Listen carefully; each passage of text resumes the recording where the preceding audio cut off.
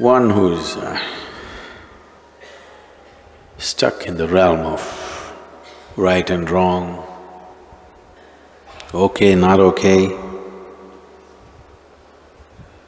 liking and disliking, will never know the texture of love. Rumi is a lover. He's talking a language which doesn't belong to right and wrong. Rumi is talking about a field or a realm beyond right and wrong, which if he works up his love, when it becomes intense enough, once in a way he gets to that realm or that field that he's talking about.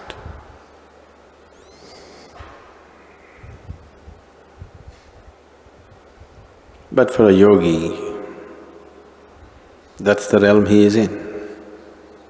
Once in a way he comes down to the realm of right and wrong when he has to deal with the world. Otherwise, that's where he is. And love is just one of the ways to get there. A sweet way, a pleasant way. But the problem with pleasantness is, when something gets pleasant, for a lot of people, the journey gets pleasant, they'll never make it to the destination. It's unfortunate. It's wonderful if the journey is pleasant.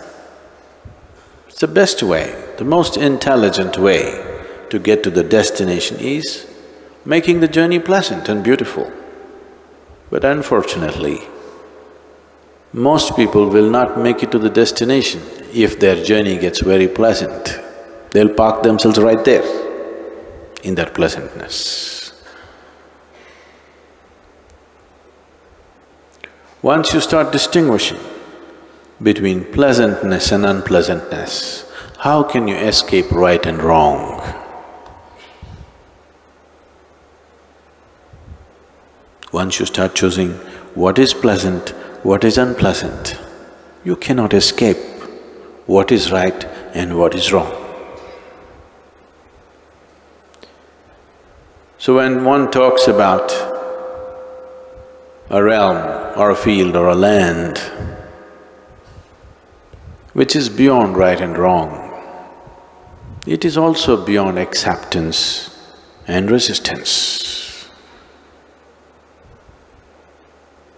It is beyond acceptance and rejection. You can accept and reject only when you identify something as good and bad, right and wrong. As long as you're in that realm,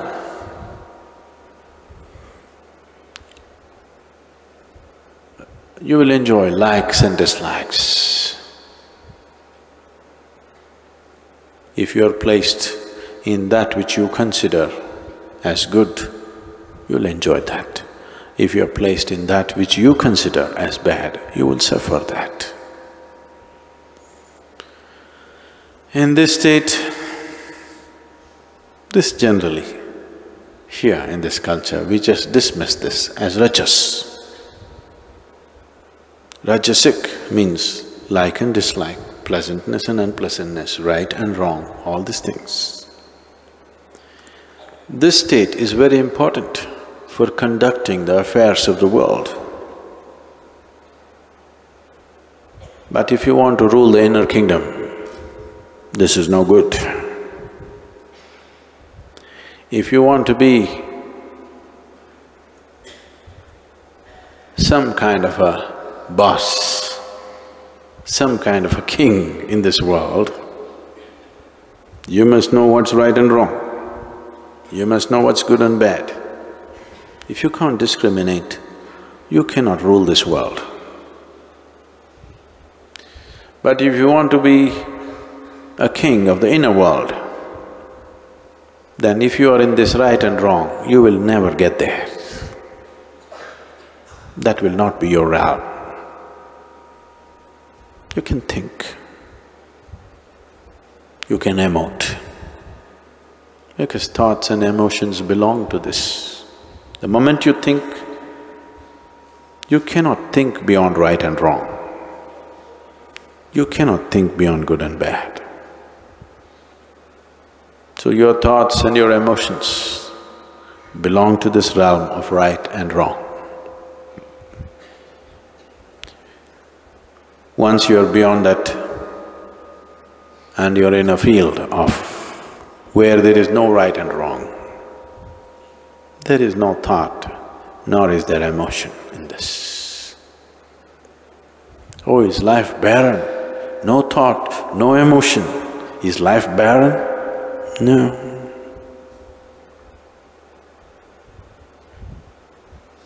One who knows the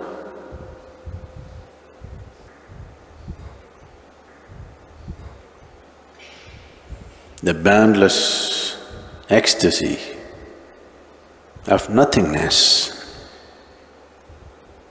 for him the taste of thought and emotion is very puny.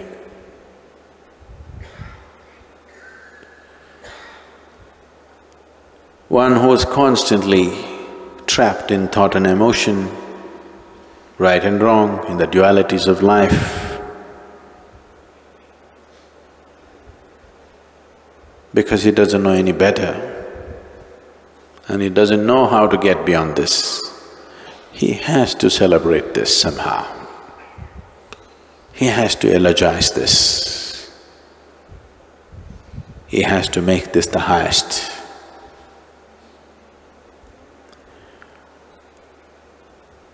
Most of the world, most of humanity constantly goes about eulogizing as to what is good and what is bad,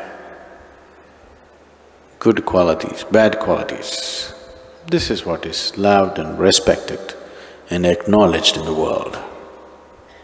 Simply sitting here, called stupid, no good. Once there is no right and wrong, it is not only that there is no thought and emotion, there is also not much room for action. If action comes, it comes only as a response to what's around. That is, the need for action is completely gone in that person. The need to love or hate is gone in that person.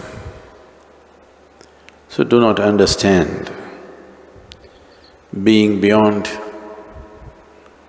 right and wrong is a state of love. No. It is well beyond love. To put it very simply, to put it in a terminology that is hugely corrupted, we can call that yoga, where everything has become one. Love is just an effort to get there. Love could be an escalator, but not the first floor. It is not a higher floor, it is just an escalator. But sometimes, if you are walking in the opposite direction, you could be on an escalator forever and not get anywhere. This happens in the airports, there are moving tracks. If you get onto the opposite one, you can walk forever, not get anywhere. Today people are hugely attached to this kind of moment, and that's why treadmills have become so popular.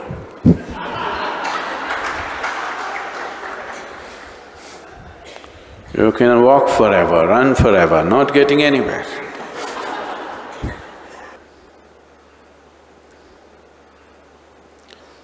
There is music on it, there is video on it, it is also telling you you're getting healthier by the second,